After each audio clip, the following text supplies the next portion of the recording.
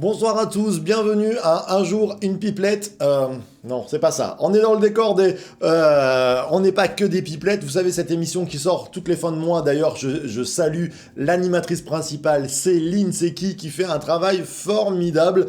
On attend d'ailleurs à la fin du mois de juin, celle qui va sortir bientôt. On va se régaler ensemble. C'est ça, l'église source de vie. Il y a des Jesus Coffee, il y a des pipelettes, on n'est pas que des pipelettes, il y a un jour un psaume, il y a des célébrations, enfin on est vraiment bien ensemble, et ce soir on commence la semaine. Alors le confinement n'est plus à 19h, mais on aime bien se retrouver à 19h, il est à 21h, et cette semaine, au milieu de la semaine, il va passer même à 23h. Les heures grandissent, mais la parole de Dieu ne change pas. Alors on est au psaume 72, un psaume très intéressant que je vais scinder en 3 parties, un psaume messianique. Alors, il commence en disant le psaume de Salomon. Très intéressant, j'avais fait une série sur les cantiques des degrés, d'ailleurs on y reprendra, vous savez, ces psaumes pour monter à Jérusalem, pour aller amener les sacrifices, et à chaque fois qu'on tombait sur un psaume de Salomon,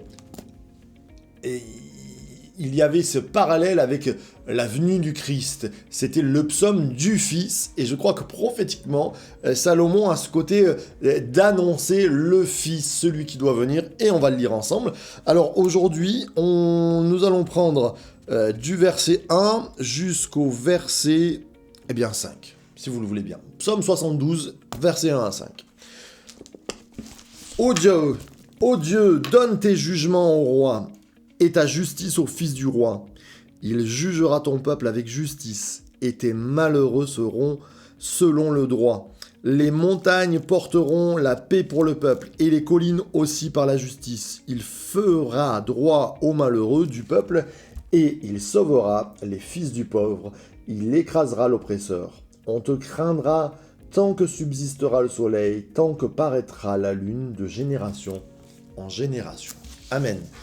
On continuera demain sur ce psaume 72, alors un psaume que je trouve très messianique, le psaume du fils de David, psaume de Salomon, et on sait que David n'a pas qu'engendré un fils, mais Jésus est fils de David. Et j'aimerais vous donner quelques couleurs prophétiques sur ce psaume. Ô Dieu, donne tes jugements au roi, jusque-là on parle à Dieu, et puis, et ta justice au fils du roi. Comme si le descendant du roi, qui est Salomon, bien sûr, venez faire la justice de David. D'ailleurs, rappelez-vous, quand David est en train de mourir, il va dire à Salomon, fais-moi justice, va voir Joab, et tu vois, il a fait des mauvaises choses contre la famille, venge-moi. Eh bien, la justice du Père, de notre Père, c'est Jésus. Et quelle est cette justice, mes frères et sœurs? Et ça, c'est très important, il faut qu'on le comprenne, qu'on l'intègre bien. Pourquoi Dieu envoie Jésus? Lisez le prologue, le début, l'introduction de Job, où tout va bien, et puis, pour Job, c'est un homme riche, c'est un homme bien vu, et le diable vient voir Dieu le Père et lui dit, ils sont en train de discuter, et Dieu lui dit, d'où viens-tu? Satan doit lui répondre, de visiter la terre. Je me suis promené sur la terre. Et puis après, ils vont parler de Job.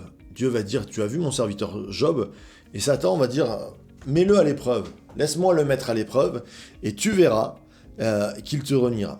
Et là, il y a tout un challenge. Le début du livre de Job, on comprend vraiment ce challenge entre Dieu et Satan. Alors, bien sûr que Satan est 1000 fois inférieur, même infiniment inférieur à Dieu, mais il vient toujours challenger Dieu en lui disant « Regarde les héros que tu as fait sur terre ». Et quand notre cher, non, il n'est pas cher à nos cœurs, quand je prends ce verset du début de Job, où quand Satan répond à Dieu en disant « Je viens de visiter la terre », l'Éternel dit, je vous le lis juste, l'Éternel dit à Satan, d'où viens-tu? Satan répondit, de parcourir la terre et de m'y promener.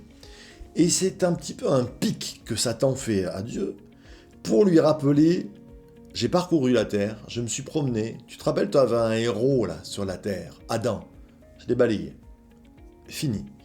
Et, et tout le livre de Job, c'est la question du livre de Job, c'est est-ce que Job aime Dieu gratuitement? Est-ce que c'est un héros qui va pouvoir faire la volonté de Dieu ou va-t-il plier sous la pression?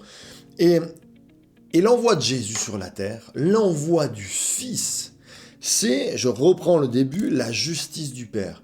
Le Père qui dit « Satan est venu massacrer des héros, j'envoie mon meilleur héros pour combattre Satan et pour rendre capable toute une génération de fils de se lever derrière ce fils aîné et de devenir des héros. » C'est juste extraordinaire, mes frères et sœurs, si on le comprend ça, que Jésus, c'est la justice de Dieu pour réclamer à Satan tous les enfants que nous sommes par un héros.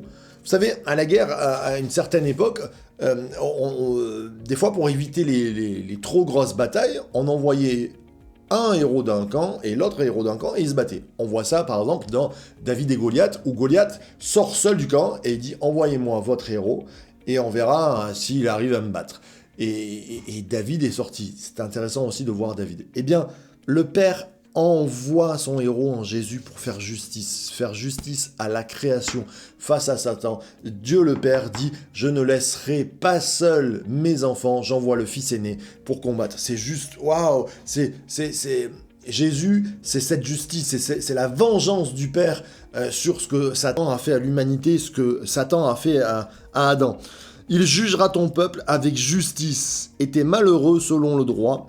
Les montagnes porteront la paix pour le peuple. » Les montagnes porteront la paix pour le peuple. Rappelez-vous, quand Jésus meurt, il est crucifié sur une montagne. Quand Jésus prêche souvent, son premier sermon, c'est le sermon sur la montagne. La justice est proclamée du haut d'une montagne en prédication.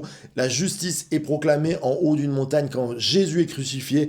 Et qu'est-ce qu'il nous a dit? Les montagnes porteront la paix pour le peuple. Jésus, c'est notre paix. C'est le seul moyen pour avoir la paix. Quelquefois, on dit prier pour la paix. Oui, on peut prier pour la paix de Jérusalem, comme il nous est dit dans un psaume, demander la paix. On peut traduire aussi par saluer.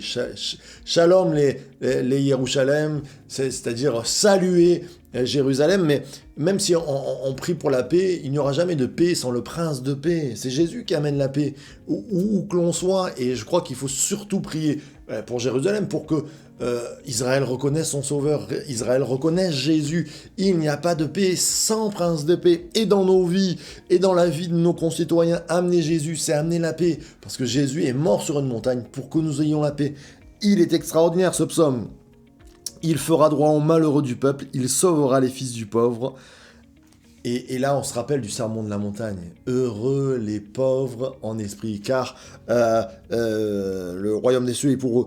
Heureux ceux qui pleurent, heureux les malheureux, car ils seront consolés. Le malheureux, le pauvre sont dans le sermon sur la montagne. Je crois que c'est important de comprendre que ce psaume, c'est vraiment prophétique sur la venue de Jésus. Et tant que paraîtra la lune de génération en génération, tant que le soleil subsistera, on te craindra. Et ça nous rappelle qu'un jour Jésus va revenir, un jour le ciel et la terre passeront, mais lui ne passera pas et il va mettre un stop à tout cela, il va revenir. Tant que la lune et le soleil sont là, on te craindra, c'est-à-dire on te respectera, on priera Jésus pour recevoir sa paix, et puis un jour, Jésus viendra nous chercher, on n'aura plus besoin de le prier puisqu'on sera dans sa présence éternellement. C'est juste extraordinaire ce psaume. On va continuer demain avec le psaume 72, mais j'aimerais vraiment terminer sur ça, réfléchir, bien comprendre que la justice du Père a été révélée en Christ, la force, la vengeance que Christ a pris sur Satan pour venger ses héros tombés. Il est venu te venger, te relever, me donner une espérance. Il marche devant nous, c'est le chef de notre armée, il s'appelle Christ, et on va prier ensemble afin de recevoir cette paix en lui. Amen. Notre Père, merci encore d'avoir envoyé Jésus, cette justice ta justice pour ton nom, la justice pour nos vies. Seigneur, nous sommes là devant toi, bien incapables d'avancer naturellement, mais nous marchons derrière toi et nous disons adieu soit la victoire. Il a dépouillé les autorités et les a livrés en spectacle. Merci Jésus pour ce que tu fais encore. À ton nom soit la gloire. Amen, amen et amen. Voilà, on commence bien cette semaine, on continue demain avec le psaume 72, à partir du verset 6, je vous laisse déjà prendre de l'avance et le lire. On se retrouve demain matin avec les Jesus Coffee dès 7h du matin. Soyez bénis, source de vie de Church to Be. Bye bye.